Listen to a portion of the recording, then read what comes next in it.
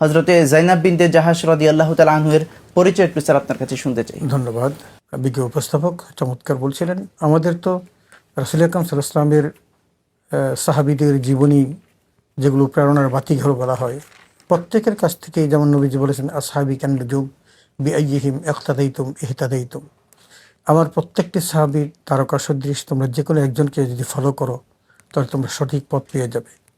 একজন আদনা সাহাবী, যদি আদনা শব্দটা আমি ইউজ করতে চাই না, তার মানে যিনি রাসূল আকরাম সাল্লাল্লাহু আলাইহি ওয়াসাল্লামকে মাত্র পেয়েছেন, বেশি দিন তার সান্নিধ্যে থাকতে পারেননি, তিনিও পৃথিবীর মধ্যে একটা আলোকবর্তিকা।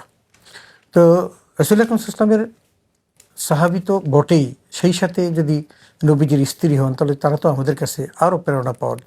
সুতরাং হযরত যায়েনব বিনতে জাহাশ রাদিয়াল্লাহু তাআলা আনহু, তার সম্পর্কে যদি আমরা জানি তাহলে ইতিহাস অনেক বড়, ব্যাপক ও বিস্তৃত।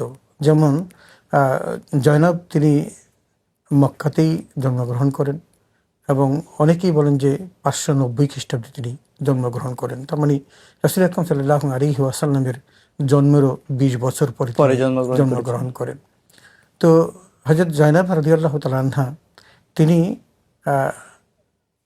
রাসূল আকরাম সাল্লাল্লাহু আলাইহি ওয়াসাল্লামের সাথে একটা আত্মীয়তার সম্পর্ক আছে। তার বাবা এসেছিলেন উমাইয়া বংশটাকে টিকিয়ে রাখার জন্য, যেরকম বিভিন্ন জায়গা থেকে বড় পেশি শক্তির মানুষগুলোকে এনে প্রোভাইড করা হয়, ঠিক তেমনি তিনি মক্কাতে এসেছিলেন, এখানে বড় হয়েছেন। কিন্তু মা ছিলেন উমামা আব্দুল মুত্তালিবের কন্যা। দ্যাট মিনস যদি সেটা বলা হয় তাহলে রাসূল আকরাম সাল্লাল্লাহু আলাইহি ওয়াসাল্লামের বাবার বোন আর রাসূল আকরাম সাল্লাল্লাহু আলাইহি ওয়াসাল্লামের চাচাতো বোন ছিলেন যায়েনব বিনতে জাহাশ।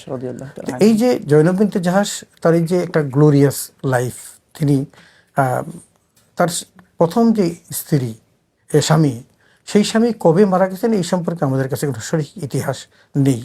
তবে তার সম্পর্কে যেটা জানা যায়, তার চরিত্রিক মাধুর্যটা এমন ছিল যে তিনি খুব হঠাৎ করে রেগে যেতেন, আবার খুব হঠাৎ করে শান্ত হয়ে যেতেন। একটা বিশেষ গুণ তার মধ্যে ছিল। দেখা গেছে সে রেগে গেছেন কিন্তু একটু পরে আবার তিনি শান্ত হয়ে গেছেন। আর তিনি অতিথি পরায়ণ ছিলেন এবং দানশীল ছিলেন।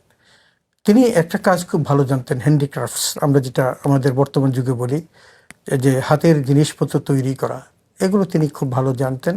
এগুলো কোনো অভাবের জন্য নয়, বরং শৌখিনতার জন্য, শখের বশে করতেন। আর এগুলোর অর্থ দিয়ে তিনি গরিব মানুষকে বেশি করে দান করতেন।